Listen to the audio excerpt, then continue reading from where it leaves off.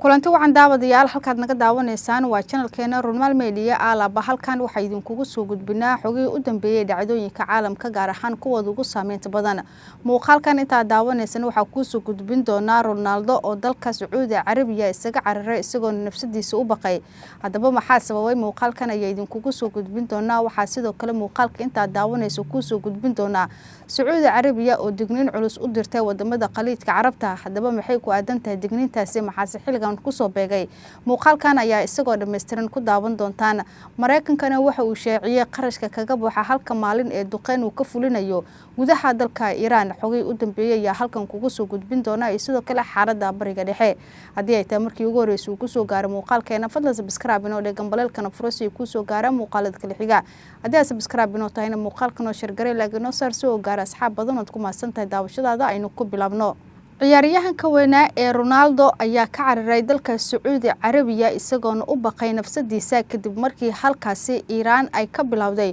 duqeymo culus oo sababay khasaare kala duwan oo isugu jira dhimasho dhaawac Ronaldo ayaa sanadihii la soo dhaafay waxa uu ku sugnaa dalka Sacuudi Carabiya isagoona kooxda Al Nassr ay siisay heshiis aad u weyn oo lagu qiyaasay 100 milyan sanadkii mid ka mid ah kuwa ugu qaalisan taariikhda kubadda cagta kadib markii uu ka tagay Manchester United Ronaldo ayaa waxa uu raadinayay meel uu dib ugu soo bilaabo waayihiisa ciyaareed isla markaana uu doonayay in uu meel sare soo saaro balse waxa fursada xilligaasi ka faa'iideysatay dalka Sacuudi Carabiya oo xilligaasi rabtay in ay caan ay ka dhigto horyaalkeeda Ronaldo waxa uu noqday wajiga ugu weyn ee mashruuca joogitaankiisa wuxuuna soo jiitay ciyaartoy kale oo waaweyn wuxuuna sare u qaaday sumcadda kubadda cagta Ronaldo oo sanadihii la soo dhaafay ku sugnaa dalka Sacuudi Carabiya ayaa markaa nafsadiisa u baqay xilli Iran ay duqeymo culus ay la bartilmaameedsanayso goobaha ugu muhiimsan ee wadamada Khaliijka Carabta iyadoona horey dhowr gantaal ay ugu dhufatay dalka Sacuudi Carabiya Ronaldo oo doonaya inuu ku sii raaxaysto dalka Sacuudi Carabiya isla markaana waayihiisa ciyaareed halkaasi uu ka sii wado ayaa nafsadiisa u baqay isla markaana ka cararay duqeymaha Iran ay ka wado ee qaybo ka mid ah dalalka Carabta waxaana la sheegay Ronaldo in diyaarad qaas ah loo soo diray isla markaana halkaasi uu ka duulay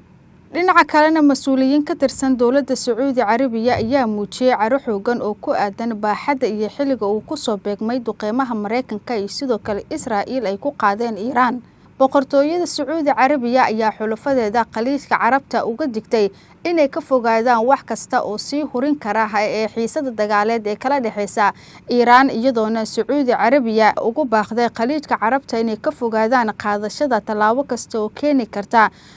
in xukuumadda Tehran ama kooxaha gacan saar kale leh ay argoosi buuxda ay ka sameeyaan taasi oo gobolka ku riixi karta dagaal baasan laba ilo wareed oo Carbeed ayaa wargeyska Middle East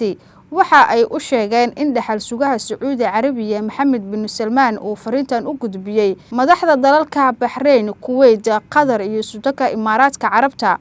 arintan ayaa dhacday wax yar kadib markii wasaaradda arrimaha dibadda ee dalka Sacuudi Carabiya ay si kulul u cambaareysay weerarada Iran ay ka wado dalalka Khaliijka Carabta iyadoona sii hurisay in Iran ay sii wado beegsiga wadamada Khaliijka Carabta ila wareedyo ayaa xusay in wada hadaladan ay ahaayeen kuwa kooban balse uu jiro is-afgarad soo baxaya oo ah in argoosi Iran uu ahaa mid ka daciifsan sidii la filayay isla markaana ay tahay in wadamada Khaliijka Carabta ay iska ilaaliyaan ficil toos ah oo kicin kara carada Tehran dalalka Khaliijka Carabta ayaa markaan waxa soo food saartay cabsi xoogan kadib markii Iran ay mar kale hanjabaad culus ay dirtay iyadoona dadka shacabka ugu baaqday inay ka fogaadaan goobaha bartilmaameedku ah waxayna mar kale wacd ay ku martay Iran in bartilmaameedyadeeda duqeymaha aysan joojin doonin isla markaana ay la soo bixi doonto hub walba oo keed u ah si ay u difaacato dalkeeda isla markaana ay ugu arto mas'uuliyiintii ka tirsanaa ee dalkaasi Iran ugu horeeyo Ayatollah Ali Khamenei dhinaca kalena Mareykanka waxa uu shaaciyay qarashka kaga baxa maalintii uu weerar uu ku qaado dalka Iran telefishinka Ruushka ee RT ayaa ku waramay in qarashaadka maalintii ugu baxa Mareykanka dagaalka Iran uu kor u dhaafay $40 milyan iyadoo warbixintu lagu sheegay in sii socoshada dagaalka iyo qiimo badan oo taariikhda doolarka gaaraya in ay ugu baxayso Mareykanka malaayiin doolar. Dhinaca dhaqaalaha ayuu yahay waxa uu dambeeya ee saameynta ku yeelanaya dagaalka si loo joojiyo. Mareykanka ayaa wuxuu ka baqayaa in uu dhaqaalihiisii hoos u dhaco maadaama halka mar oo duulaan uu qaadayo ay ka baxaan malaayiin doolar, taasina uu ku sheegay in la doonayo in la joojiyo dagaalka xilligan ka taagan Bariga Dhexe isagoo u baqanaya dhaqaalihiisa. Horey ayaa Mareykanka iyo sidoo kale Israa'iil ba isugu dayeen in dagaalka mar hore uu qaboobo amaba la joojiyo, inkastoo Iiraan arrimahaasi ay si adag ay uga hor imaatay ee diiday in dagaalka ay joojiso ilaa ay ugu aargudo Ayatollah Ali Khamenei iyo sidoo kale mas'uuliyiintii kale ee halkaasi lagu dilay. Ugu dambeyntiina xaaladda Bariga Dhexe ayaa waxay noqotay mid daqiiqada ka dambeysaba isbedelaysa.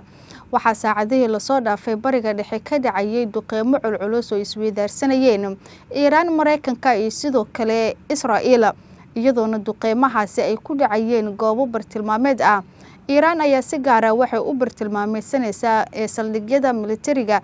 ee Mareykanka uu ku leeyahay wadamada Bariga Afrika iyo sidoo kale Khaliijka Carabta, iyadoo qayladaan xoogan ay ka soo yeerayso wadamada Khaliijka kuwaas oo doonaya in la joojiyo dagaalka, iyagoo markii hore dagaalkaasi daandaansi ah ugu soo biiray isla markaana dalalkooda ee laga soo weerarayay Iiraan iyadoo xaaladday u degan tahay waxaa weerar mar qura ku soo qaaday Mareykanka iyo sidoo kale Israa'iil, iyadoona dagaalkaasi ay si ba'an u saameeyay Iiraan, balse Iiraan markaan ay aargudatay oo ay leysay saraakiil sarsare oo ka tirsan militariga Israa'iil iyo sidoo kale Mareykanka, inkastoo Israa'iil aysan shaacinin tirada rasmiga ee waxyeelada ka soo gaartay. Mareykanka ayaa sidoo kale isna shaacinin, inkastoo Iiraan ay soo bandhigtay in Mareykanka ay kaga dishay militari gaaraya ilaa iyo 200 oo ciidan. Ma jirto laakiin ilo kale oo ka madax banaan oo ku aadan Mareykanka iyo Iiraan oo arrintaasi xaqiijinaya. Wixii xoogay ku soo kordhay ee la xiriira xaaladda Bariga Dhexe muuqaaladeena xiga ayaa idinkugu soo gudbin doonaa. Haddii ay tahay markii ugu horeysay uu ku soo gaaro muuqaalkeena, subscribe inoo dhegan baleelkan furso ay ku soo gaaraan muuqaalada kale xiga. Haddii aad subscribe inoo tahayna muuqaalka inoo share garay, like inoo saar si uu gaaro asxaab badan. Aragtidaaduna waa inoo muhiim inay ugu reeb qaybta faalada. Waad ku mahadsantahay daawashadaada.